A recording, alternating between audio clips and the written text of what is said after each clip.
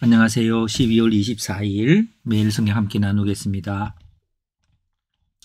첫 번째 문단입니다. 바울은 주 안에서 기뻐하라고 합니다. 반복해서 하는 말이 바울에는 수고롭지 않고 빌립보 교회는 안전하기 때문에 반복해서 기뻐하라고 말합니다.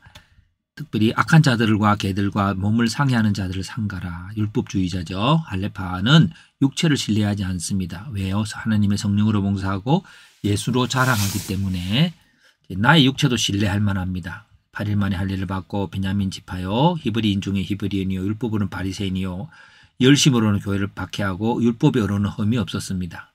그러나 나는 그리스도를 믿는 믿음에서 나온 의로움을 갖고 있습니다. 어떻게? 그리스도 안에서 발견되게 하려 함이라고. 그래서 그 발견되게 함이란 대조적으로 내게 유익하던 것을 해롭게 여기고 내가 자랑하는 것들을 오직 그리스도만 자랑하고 그리스도를 아는 지식을 가장 고상하게 여기고 그리스도의 지식을 가장 귀하게 여기고 율법의 의를 자랑하지 않고 행위에 그리스도의 행하신 그 완전한 의만 의지하는 겁니다. 나는 죽은 자 가운데서 부활에 이르기 원한다. 어떻게? 죽으심을 본받아. 예수 그리스도의 죽으심을 본받아 그 고난을 동참해서 부활에 이르기를 원했습니다. 부활이란 바로 우리 주 예수 그리스도의 살아나심으로 우리가 그 안에 있어 생명을 얻은 것을 말하지요. 한 문장 요약을 해봤습니다. 바울은 그리스도가 그들에게 행하신 것을 위하여 자신의 것을 다 버리는 죽음 가운데 이르러 부활의 권능에 권능에까지 이르기를 원했습니다. 예. 자, 바울 사역의 목표는 사역 대상은 빌립보 교우들이고 사역의 일은 그리스도의 고난에 참여하는 일입니다. 그래서 할레파를 악한 자들은 멀리해야 되고 자기를 자랑하지 않아야 되고 그리고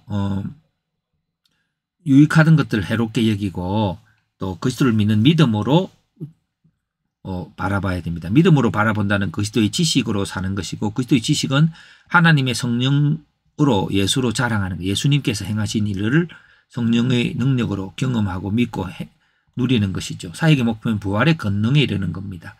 그렇다면 고난에 참여하고 부활의 권능에 이르는 뜻인데 예수님의 사역 또한 그러하였습니다.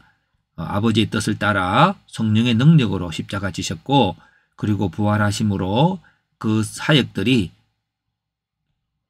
접하였던 사람들이 생명을 얻게 됐고 그 생명은 곧 하나님께 영광을 돌리고 하나님을 알게 되는 다시 그리스도의 지식에 충만한 자가 되는 것입니다.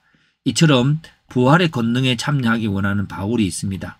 부활의 과정은 죽음을 거쳐서 부활로 가는 것이고 부활로 위한 능력은 무의미한 능력이 있습니다. 자신의 육체적 능력입니다.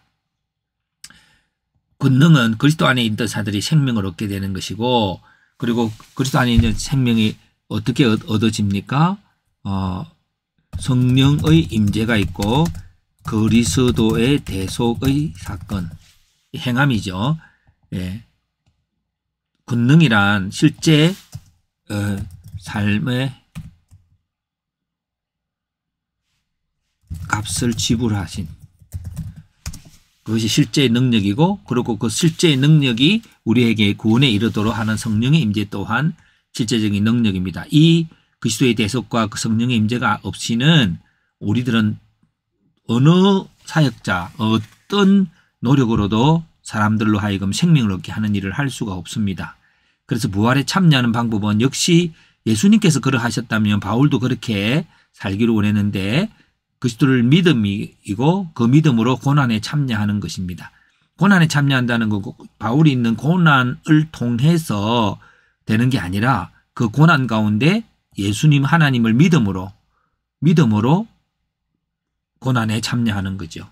예, 마치 욥이 고난 가운데 하나님을 의지하고 또 그걸 통해서 승리해서 또 큰한 영광을 받는 것처럼 아브라함이 하나님을 믿음에 어렵다 여겼는데 그 믿음의 내용은 사라의 태의 죽음을 알고도 그 배우자의 약함 속에도 하나님의 역사하심을 믿고 의심하지 않는 그것들이 대표적인 믿음의 원리인 것입니다. 그래서 바울은 고난 가운데서도 많은 사람들이 하나님을 떠난 속에서도 하나님을 의지하고 또 그들이 구원을 받을 걸 믿으면서 오직 예수님의 그 대속의 사건을 의지하고 성령께서 그걸 이룰 것을 믿는 믿음으로 살아간 그것이 고난의 시간을 거쳐서 부활에 참여하는 것입니다. 그래서 이렇게 해석해 보았습니다.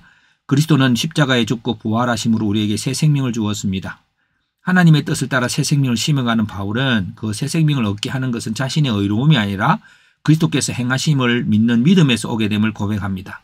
그렇다면 바울은 그저 가만히 있으면 바울이 접하는 자들이 생명을 얻게 되는 것일까요? 바울은 하나님께서 우리를 살리신 그 부활의 권능을 얻고자 그리스도와 함께 죽기를 원합니다. 그 죽음이란 여러 가지 환경의 어려움 속에서도 자신의 의나 행위를 의지하지 않고 온전히 하나님의 뜻만이 이루어질 것을 믿는 믿음의 삶일 것입니다. 네, 그렇습니다. 그래서 오늘 우리가 할 수 없다 할지라도 하나님이 뜻이 이루어지는 것이고 많은 사람들이 주께 돌아오게 될 일들이 바울은 그것을 바라보았고 그것을 그 자신의 그 어떤 일보다도 하나님이 이루실 것을 믿는 믿음으로 나아갔던 사건입니다. 그것이 죽음의 환경이라고 볼 수 있습니다. 아무것도 이루어지지 않는 인간의 무익함, 인간의 절망이 죽음이겠죠. 그러나 그 위에 살리시는 하나님의 능력이 언제나 있어서 열매를 맺게 하실 것입니다. 오늘 2024년도 그럼 온전히 믿음으로 항상 많은 열매 맺기를 바랍니다.